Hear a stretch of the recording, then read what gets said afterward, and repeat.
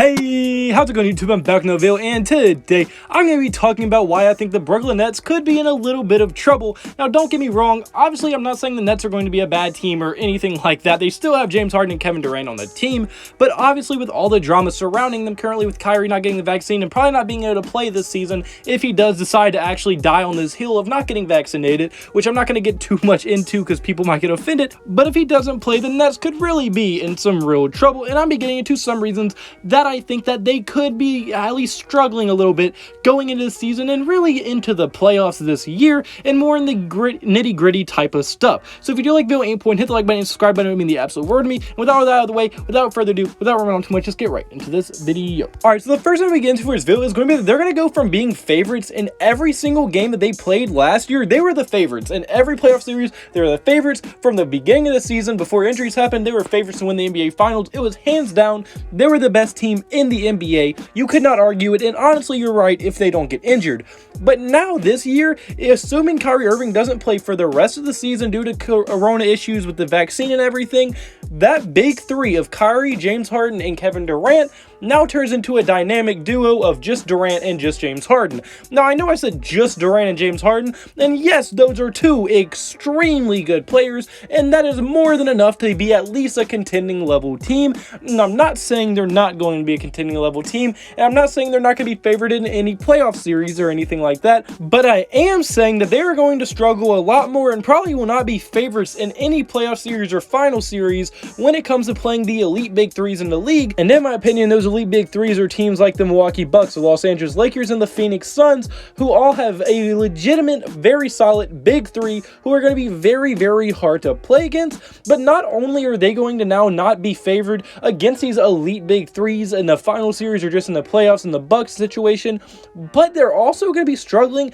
against even some of the elite guard duos in the NBA, as like teams like the Golden State Warriors and the Portland Trailblazers could give this team a legit run for their money, as now the two backcourts would be Klay Thompson and Steph Curry versus, instead of Kyrie Irving and James Harden, it would be James Harden and Bruce Brown, or Patty Mills and James Harden. And I mean, yes, those are still decent, but let's be honest, that is a huge downgrade from Kyrie Irving and Harden, and now they go from having the best guard duo in the NBA to having to legitimately compete with the other elite guard duos to get that title. Like, I don't know if James Harden and Bruce Brown or James Harden and Patty Mills is enough to really compete with the elite guard duos of Steph Curry, Klay Thompson, CJ McCollum, Damian Lillard, among even other ones in the NBA as well. I don't know if they're good enough to compete with them with just James Harden. Now, yes, they have a Kevin Durant who's going to help a lot in those situations, but still, when it comes to guards v guards, they are no longer the favorites in every single game they go into. Last year, they had the best 1-2 punch at the point guard, shooting guard positions.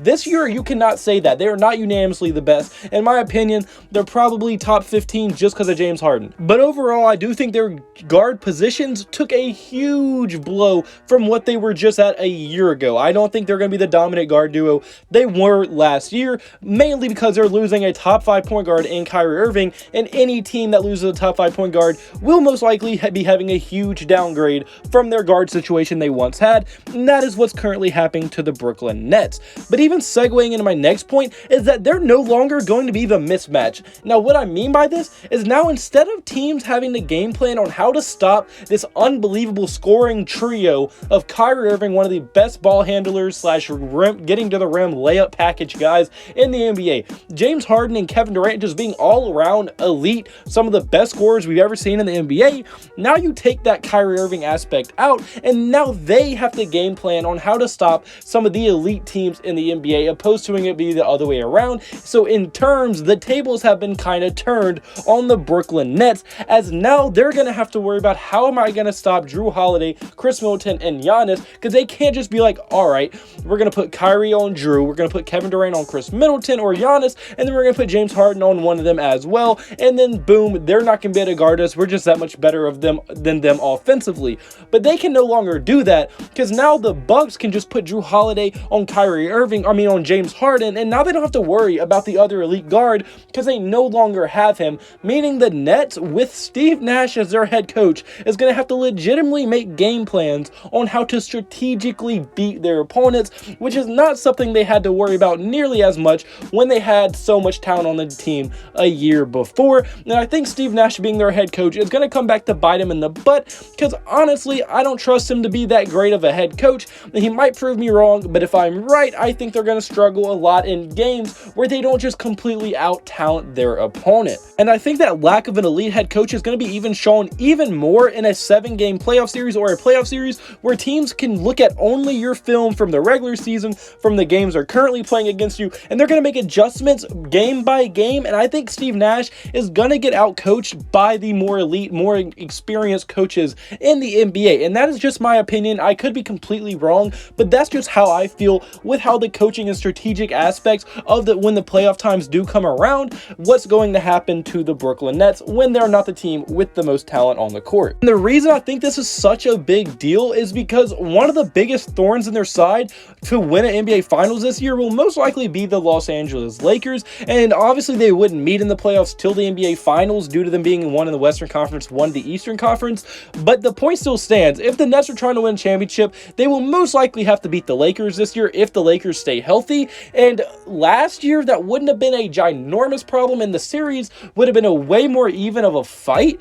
But now seeing that the Lakers have a big three of Russell Westbrook, Anthony Davis, and LeBron James, while the Brooklyn Nets, not only do they not have a big three, they really do not match up very well versus the Lakers at all. Meaning Kevin Durant, let's be honest, is not big enough to even touch Anthony Davis, and no one on their roster is good enough to guard Anthony Davis, or big enough to guard Anthony Davis, or fast enough. They don't have that combination that's going to be able to guard Anthony Davis. He's going to be able to have his way in any final series against the Brooklyn Nets. And then, yes, you have Russell Westbrook, but Russell Westbrook is quicker and probably more athletic and faster than James Harden is. Now, yes, James Harden is still going to be able to do his thing, probably score around 20, 28 points a game in the playoffs or in a final series, but Russell Westbrook is also going to be able to have his way, as they have no one athletic enough, or another point guard even, to come close to being able to guard Russell Westbrook. And then LeBron and Kevin Durant. At this point, Durant is probably better than LeBron, but it's still LeBron James, and it's not like Durant's going to outclass LeBron, and LeBron's best play comes in the NBA Finals in his biggest moments. So honestly, I can't see LeBron getting outplayed by Durant enough to make it to where the other two mismatches really don't take over the series. And I could see a real case scenario where Anthony Davis wins Finals MVP because the Brooklyn Nets have no one to guard. Now, maybe if Steve Nash somehow becomes the next Greg Popovich, possibly, then he could outcoach the Lakers coach, and then they could win the finals. And until Steve Nash proves that to me, I think that the Brooklyn Nets could be in huge trouble. But unfortunately, guys, that's me for this video. So comment below, do you agree with me? Do you think they're in trouble? Do you think they'll be fine? How far do you think they'll make it in the playoffs? Or your thoughts in the comment section below. If you like the video at any point, hit the like button and subscribe button. That would mean the absolute world to me. And I hope you have a blessed day. God bless you. So you have a blessed day. All glory to God. See you in the next video. Goodbye. Boo. Blah.